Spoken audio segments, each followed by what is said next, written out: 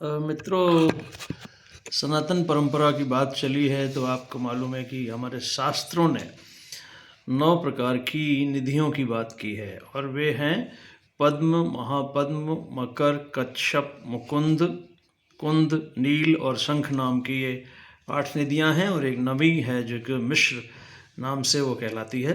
तो आप देखें, इनके बारे में थोड़ा चर्चा करने का प्रयास करते हैं। पद्म निधि के लक्षणों से संपन्न जो मनुष्य है वो सात्विक गुणों से संपन्न होता है। वह स्वर्ण, चांदी आदि मूल्यवान धातुओं का संग्रह करके यतियों, देवताओं, याज्ञिकों को दान में देता रहता है।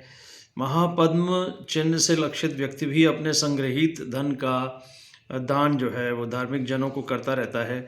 पद्म तथा महापद्म निधि संपन्न पुरुष सात्विक स्वभाव वाले कहे गए हैं। मकर निधि के चिन्ह से जो चिन्हित व्यक्ति है वो तलवार, खड्ग, बाण आदि अस्त्रों का संग्रह करने वाला होता है। वह नित्य ब्राह्मणों को दान देता रहता है और राजाओं के साथ उसकी सदैव मित्रता बनी रहती है। द्रव्य आदि का एकत्रीकरण करने के लिए वह शत्रुओं का विनाश करता है और युद्ध के लिए सदा तत्पर रहता है।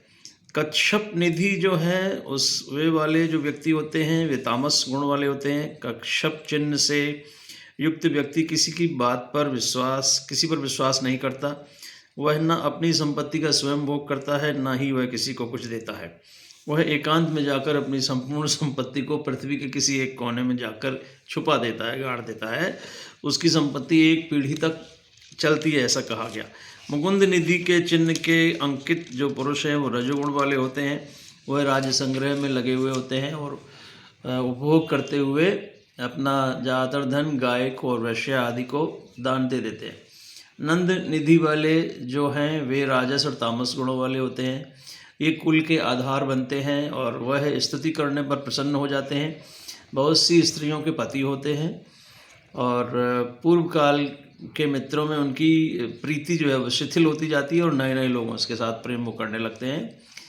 इसी तरह नील निधि के चिन्ह से सुशोभित मानव सात्विक तेज से संयुक्त होता है। वह वस्त्र, धन आदि का संग्रह करके तड़ाग आदि तालाब वगैरह बनवाता है। उसके द्वारा जनहित में आम के बगीचे आदि उद्यान लगवाए जाते हैं। इसकी संपत्ति 3 पीढ़ी तक रहती है।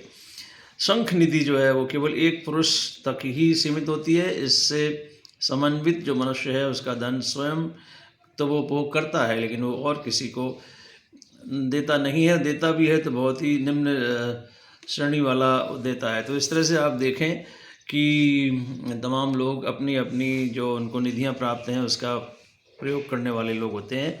मिश्र जो निधि है उससे चिन्ह से युक्त मनुष्य के स्वभाव में मिश्रित फल दिखलाई देते हैं। तो इस तरह से आप देखें कि तमाम निधियां जो बताई गई हैं, अष्ट सिद्धि 9 निधि के दाता ऐसा कहा गया है हनुमान जी के बारे में। तो आप ये एक थोड़ी सी चर्चा थी जो मैं आपको बताना चाह रहा था कि तरह तरह के लोग जो हैं अपने कार्यों को करते रहते हैं और उनके पास बहुत धन होता है। धन का वो सदुपयोग करते हैं। कई लोग औरों के काम आते हैं, कई लोग स्वयं अपने ही उसमें रहते हैं, अपने भोग में रहते हैं। तो ये अलग अलग तरह की बातें थी। सनातन धर्म में ये सब आपको पढ़ने को मिलेगा।